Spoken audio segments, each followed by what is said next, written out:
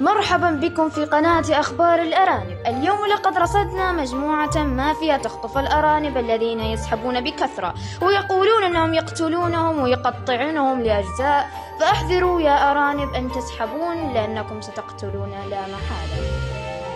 من الواضح كذبي يا أخي. السلام عليكم. أبي الكثير من الجزر، الكثير من الجزر، الكثير من الجزر. أقول لك الكثير من الجزر، أقول لك الكثير من الجزر. خلاص هذا كافي، خذ الفلوس كلها.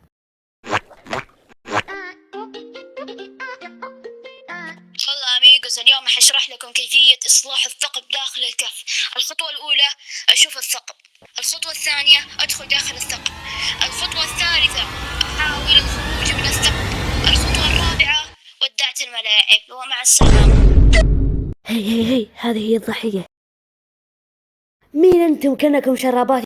يقول اسمعي، فوق ما أنك ساحبة وحمارة وغبية تسوين كذا لازم نحن أقول يعني إذا أعطيتكم جزر يعني عادي عندكم راح تقبلون؟ شايفتنا أرانب؟ أقول خلاص ما لك دخل يا المدري إيش يا خلاص لازم نبدأ التعذيب معاك. وكيف راح تعذبوني بالله؟ كيف بالسكين؟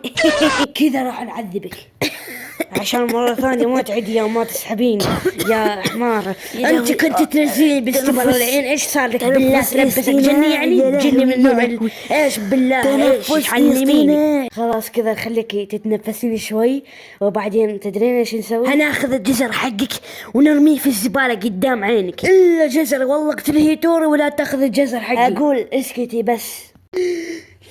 لو جزري والله نص فلوسي راحت عليه. جزري عشان مرة ثانية يا غبية ما تعيدين سحبتك.